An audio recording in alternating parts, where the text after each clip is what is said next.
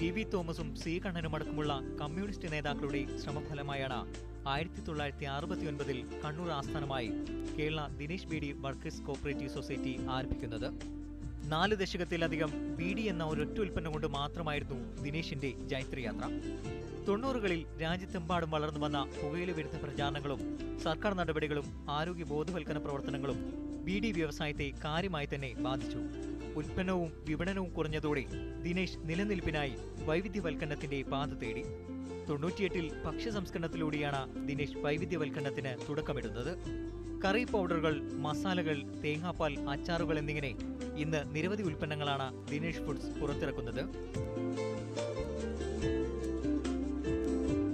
Soap, എണ്ണ, shampoo എന്നിവയ്ക്ക് പകരമായി ഉപയോഗിക്കാവുന്ന കോക്കനട്ട് മിൽക്കാണ് ദിനേശ് ഫുഡ്സിന്റെ ഏറ്റവും പുതിയ ഉൽപ്പന്നം. ഞങ്ങളുടെ എല്ലാ പ്രോഡക്റ്റും നല്ല ക്വാളിറ്റി ഉള്ളതാണെന്ന് വെറുതെ പറയുന്നതല്ല, ക്വാളിറ്റി സർട്ടിഫിക്കേഷൻ ഞങ്ങൾക്കുണ്ട്.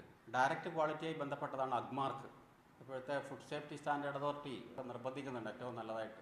99ലാണ് ദിനേശ് ഇൻഫർമേഷൻ ടെക്നോളജി സിസ്റ്റം എന്ന സ്ഥാപനം ആരംഭിച്ച് ദിനേശ് IT രംഗത്ത് ചുവടുവെച്ചത്. 2002ൽ കുട നിർമ്മാണം ആരംഭിച്ച ദിനേശ് ഇന്ന് വ്യത്യസ്തങ്ങളായ 30ഓളം കുടകൾ വിപണിയിലിറക്കുന്നുണ്ട്. 2007ൽ ദിനേശ് അപ്പാരൽസ് പ്രവർത്തനം തുടങ്ങി.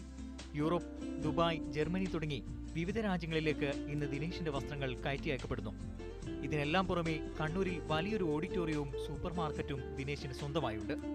ഒരു സഹകരണ സ്ഥാപനത്തിന്റെ അതിജീവനത്തിന്റെ അടയാളമായിട്ടാവും നാളെ ദിനേശ് ചരിത്രത്തിന്റെ താളുകളിൽ ഇടം നേടുക. മീഡിയ 1 കണ്ണൂർ.